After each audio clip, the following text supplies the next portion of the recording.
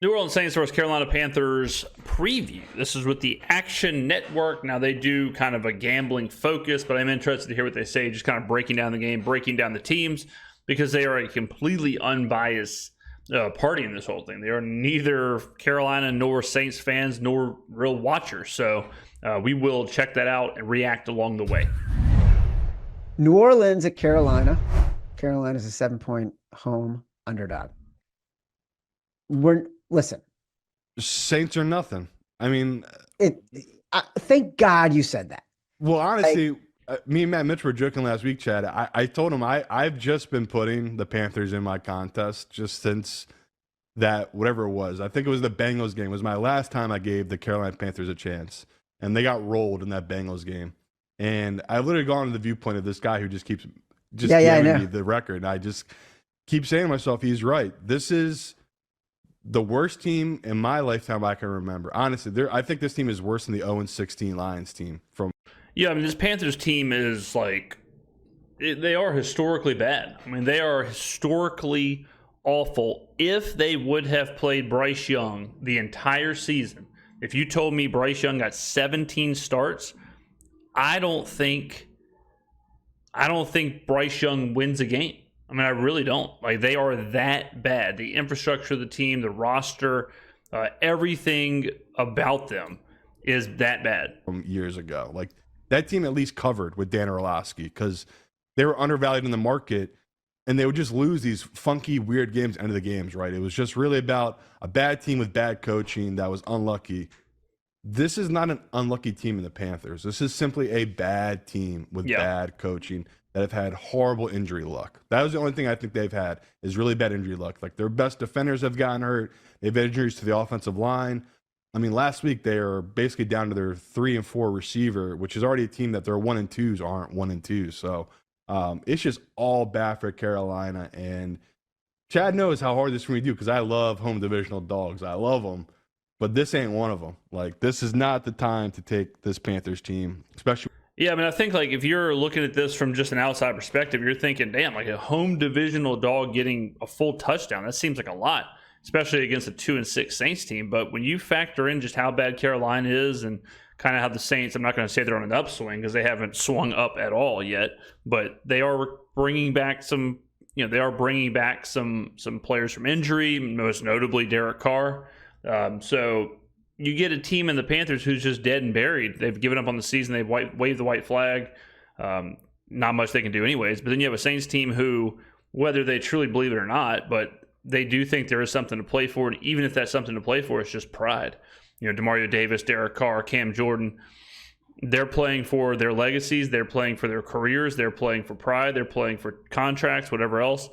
So this team, I think it's just two teams that are in a foundationally different place this season. And there's no way I could back the Panthers in this game or make a case for the Panthers to win this game. With Derek Carr coming back. So a game I might force in. There's other favorites I do like more than this, but if this is 6.5 in contest, how do we not take it? Who are this Panthers team to be catching this low of a number? Again, I think the books, they've adjusted this year, right? Where okay, maybe the Broncos, 4 years ago should have been plus 10 against this Ravens team. This Panthers team, this should be like a 13 spread. They've not adjusted at all this season to this team. Every week, I keep thinking. I mean, last week, I remember in my group chat with the syndicate, I was saying, let's take Panthers under 14.5 points, because in what universe is Bryce Young going to score over 2 touchdowns against the Denver Broncos defense? They scored on the first drive, and I was watching the game, and I was like, well, and then they scored 1 touchdown the rest of the way and landed 14, and the under 14.5 would have hit. I mean, this team, it's at a certain point, the team has to, they can't do anything. Bryce cannot throw the football. Their offensive line is not good enough to give the space to Miles Sanders and Chuba Hubbard, who are below average running backs on their own anyways. Now they're throwing to nothing on the outside. So how we kind of, a few weeks ago when we were talking about the Saints and we're talking about it's Mason Tipton and Bub Means and Spencer Rattler and Connor McGovern and who the hell's playing left guard and who's playing, that's just kind of the steady state that the Panthers are in. the steady state the Panthers are in is that there's no Derek Carr coming for them. Bryce Young is arguably worse than Spencer Rattler. Spencer Rattler is a 5th-round rookie quarterback who's playing because of an emergency. We can take Spencer Rattler out and put in Derek Carr. The Panthers can't do that because Andy Dalton's hurt. Andy Dalton is not available for this game. Busted up thumb, and that's it. So they don't have an option. They're stuck with Bryce Young, and he's stuck with a cast of characters that are not going to help him out of this. We're going to see some huge, massive spread. Even last week, I think they opened at 9 against the Broncos. Yeah. Yes. Then once all the injury news came out, Andy Dalton getting hurt and everything like that, it moved up to 11.5. And for some reason, my stupid fucking brain, I was like, oh, well, now the value's gone. I liked it at 9.5. Now I don't like it at 11.5. As if that matters with this team. I think they lost by whatever it was, 14. They're just terrible in every way. So I like it. I like New Orleans now with Derek Carr back just because I think this is a spark this team needs after such dreadful QB play. Yeah, agreed. You could just see this getting this team back around, and this is the perfect game for them to get right. I mean, they put up, 50 points the first time they played against each other. Obviously, this is not the same team, right? They've had major injuries. It's close, though. I mean, it's not the same because, of course, like Rashid Shaheed is out for the season, and there are some, Marshawn Lattimore's banged up. So it's not the same team. Granted, Marshawn Lattimore really isn't even impactful in this game when you factor in Bryce Young and the Panthers' passing attack. But, I mean, this is pretty close to a full-strength team for the Saints. And it's funny because last night I'm watching the Jets, and I had the Jets money line, not a big deal. But last night I'm watching the Jets, and, the Jets win, whatever, and against a relatively weak version of the Texans. And the conversation immediately was like, okay, here's what the Jets have to do to make the playoffs. And I don't know if y'all know this, but the Jets were 2-6 going into that game. So the conversation can swing pretty quickly. I'm certainly not going to sit here and tell you that I think the Saints are going to make the playoffs, but it all starts with a win against Carolina. Like, you beat Carolina, you start stacking up some wins, you get some players back, just the capability of Derek Carr compared to Spencer Rattler and Jake Haener alone is a huge boost for this team. So it's a baby step for who knows what, but winning this game against Carolina, if we do look good and if we do look capable, if we do look something like we looked in the first couple of weeks, I think that'll be a huge boost just for the morale of the team, for the locker room.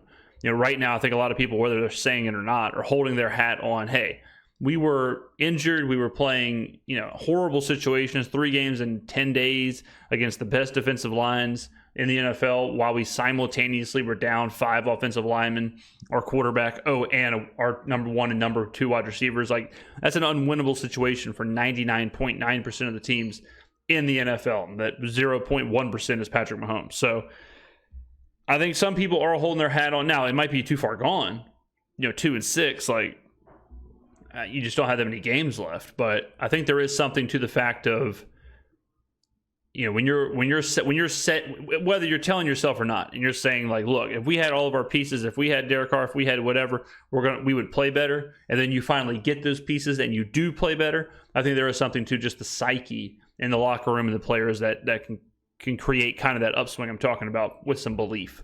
To the Saints team, but at the same time, same with the Panthers, they've only gotten much worse since that week 1. So, yeah, it's rare for me to take a huge favorite on the road in a divisional game like this, but that's how bad this Panthers team is right now. Home division dogs this year, by the way, 6-10-1. Last 2 seasons since the beginning of 2023, 41% against the spread. So not terrible. Yeah. To take a road division favorite. I think a thing this year in the NFL is that bad teams are really bad.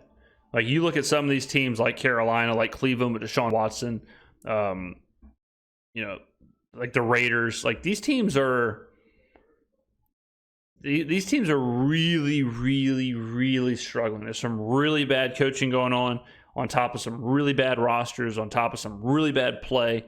And when these home divisional dogs are playing, like the Browns, when they're playing with Deshaun Watson, it just didn't matter. It just didn't matter. They couldn't do anything on offense. They just couldn't do anything at all. Moving the ball was a chore. Same with the Panthers, where, the difference between them and the top teams in the NFL, big time difference. And I think that's why you're seeing a lot of these like road divisional favorites covers, because there's just at a certain point, like when Deshaun Watson, if Deshaun Watson's playing against I'm just going to make it up, like the Ravens, at a certain point, like you just hit this critical mass of where the Browns are so inefficient and they couldn't do anything, and the Ravens are so efficient that eventually they're going to do something, and that critical mass just creates teams going in different directions. The Panthers are that example where even if the Saints aren't that good in the grand scheme of things, with Carr, they're efficient enough that if you give them enough opportunities, they're going to score.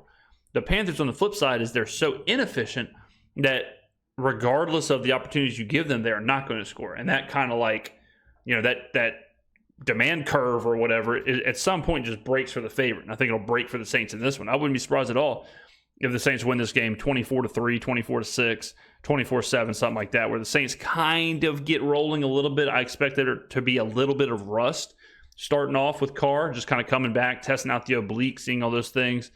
The Saints want to run the ball anyways. I think they will be effective on the ground. So I can see the Saints kind of slowly matriculating a big win. Like, I don't think it's going to be 50-0 again, but I think it's just going to be, where it's a dominant game. It's a nice, efficient performance. It's a clean performance.